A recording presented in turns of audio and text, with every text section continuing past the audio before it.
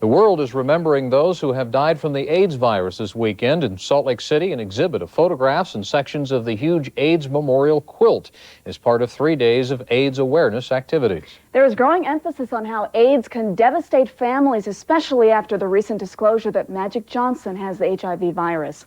News specialist Deborah Lindner reports. We chose to come out and be public with it because it makes life a whole lot easier for us. They are a family living with the reality of AIDS, a husband and wife, a son, a daughter. Our coming out with the disease, my wife and I sitting down making a conscious, well-informed, educated decision to be upfront and honest about my HIV status and that it is AIDS, to let people know. And believe me, a lot of jaws have dropped and a lot of people have been very surprised to find out that, wow, AIDS is here in Utah and it doesn't only affect IV drug users and homosexuals. Photographer Sherry Pifke started putting together the photos after a childhood friend contracted AIDS.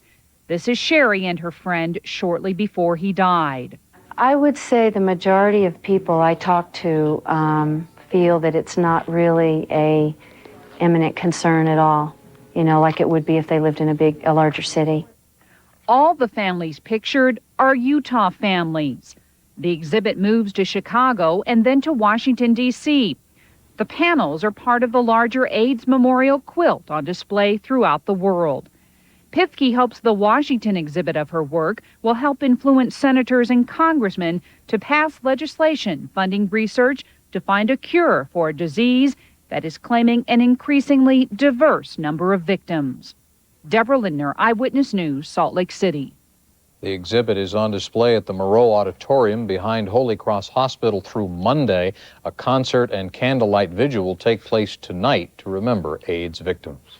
Tonight and tomorrow, artists in Utah and around the country unite to try to bring the AIDS epidemic center stage. KUTV's Peter Rosen and Todd Peterson previewed an exhibition of photos and pieces of the National AIDS quilt that shows the disease has a name and a face.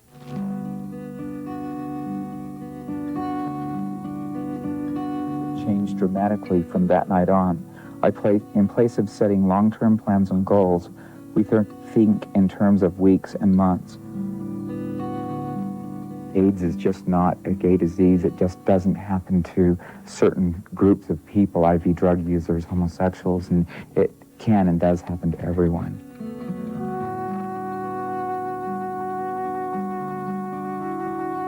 You know, I laugh about the first AIDS patient I ever took care of was this little boy. He was like 7, and he wanted me to kiss him goodnight in the hospital, and I was real nervous to do that, even though I knew that you couldn't get it from that.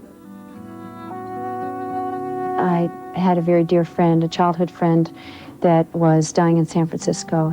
These are human beings that need love and support and caring just like anyone else. And just because their background may be different from theirs, or they may not have an understanding of AIDS, or it scares them, that perhaps they can bridge that gap. These people sometimes have been shunned by their co-workers, sometimes even by their families, and so we become their family. These people give a lot more to me than I can ever give to them and do for them. Positive changes in my life as well. I learned to focus on the happiness, acceptance, and love. I have come to value life. I live every day to its fullest. I really believe that I can live with this and accomplish things. Yes, horrible things happen to everybody. You know, everybody has the equivalent of AIDS in their life, and it's how you deal with it and how you look at it and what you do with it that makes a difference.